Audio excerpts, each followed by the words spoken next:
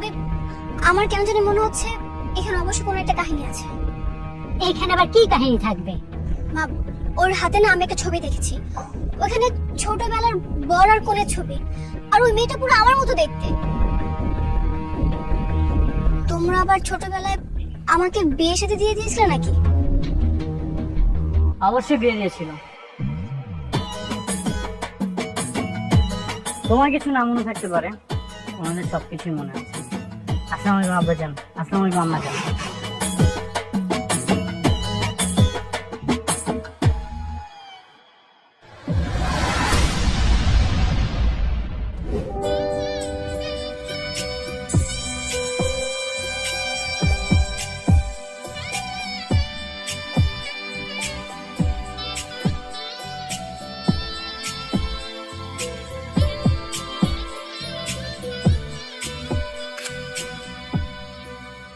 মনে পড়েছে? চিনে ফেলেছেন? এমন অসংখ্য ছবি তো আমার কাছে আরো আছে। ওই বিয়ে আমি মানি না। জি জি শ্বশুর আব্বা, এসব আপনি কি বলছেন? ধর্মীয় রীতিনীতি মেনে তো হুজুর থেকে আমাদের বিয়ে হয়েছিল, সেখানে তো দুই ফ্যামিলির পারমিশন ছিল। এখন যদি আপনি না মানেন তাহলে তো কিছু করার নেই। চুপ বেয়াদব, শ্বশুর বলে ডাকবেন আমাকে। কিসের শ্বশুর?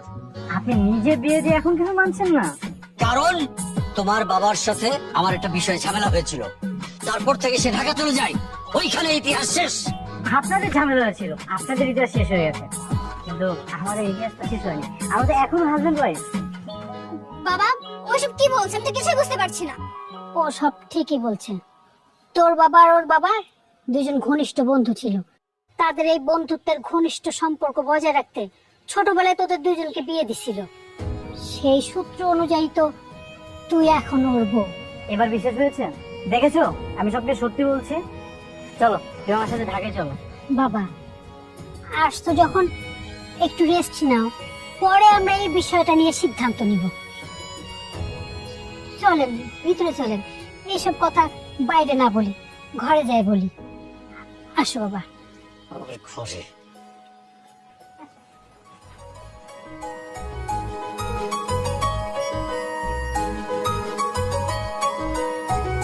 বুঝলাম না মা, ওরা ভিতরে না বিশ্রাম করানোর কি আছে? তুমি কি সত্যি সত্যি ওরা আমার ছোটবেলা জামাই ভাবতেছো? একটা কথা মাথায় রেখো, আমি কিন্তু এসব বিয়ের সাথে মানি না। মাথাটা ঠান্ডা কর মা। কিসের মাথা ঠান্ডা করবে? ও তো ঠিকই বলছে, ওকে দরজা থেকে ঘাট ধাক্কা দিয়ে বের করে দেওয়া উচিত ছিল। তোমার কারণে ঘরে চলে এসেছে। মেয়ের ছোটবেলায় বিয়ে দেওয়ার সময় মনে ছিল না? সে সময় তো দুই বন্ধু মিলে খুব আহ্লাদ করে ওদের বিয়েটা দিলেন। আরে ওই সময় এরকম খেলার ছলে অনেক বিয়ে হয়েছে, সে যে এটা মনের মধ্যে ধারণ করে রাখবে কে জানে। আচ্ছা, যেটা হওয়ার সেটা তো হয়েছে। এইভাবে রাগারাগি করে বিদায় দেওয়া ঠিক হলো না। আস্তে ধীরে বুঝে ঠান্ডা মাথায় বিদায় করে দেন। হাই সরি, কিছু না বলে আপনাদের সিক্রেট মিটিং এ আমি চলে আসলাম। আসলে আমার ওয়াইফের সাথে আমার একটু কথা আছে। টুনি একটু বাইরে আসবে?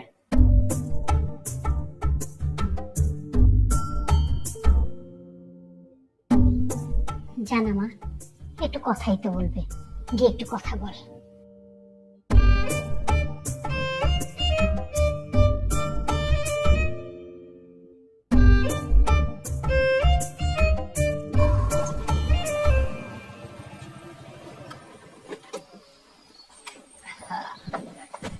টুলু ভাই, আগে 2 কাপ চা দাও তো। হৃদয় ভাই রে, আমি তো আপনার অপেক্ষায় ছিলাম। হঠাৎ আমার অপেক্ষায়? বাইরের লোকজনের অপেক্ষা তো সবাই থাকে, কি কস? হ্যাঁ, আমার দোস্ত তো এলাকার একমাত্র হিরো। হিরো তো বুঝলাম, তো হিরোইনের যে জামাই আছে ওই খবর কি হিরো রাখে? বুঝলাম না, কি কইতেছো তুমি? একটু খুইলা কও তো। আরে মিলিয়াপা, আপনার হিরোইন এই তো বিবাহিত। টুলু ভাই, মুখ সামনে কথা কইতেছি। আরে এই কথা কি খালি আমি একা কই? গ্রামের হক গলে তো এই নিয়ে কানা ঘোষা করতেছে। আর তাছাড়া মিলিয়াপার জামাই নিজে স্বয়ং আমার দোকানে খোঁজ খবর নিতেছিল, আমি তার বাড়ি দেখে দিছি। আপনাকে যদি বিশ্বাস না হয় যায় দেখেন, পায়ে পা তুলে তখন জামাই রেস্ট করতেছে। এই মতিন কি কয়? হ্যাঁ আচ্ছা দোস্ত, চল আমরা গিয়ে দেখি। আর যা রটে তার কিছু হইলো ঘটে, বুঝছো? চল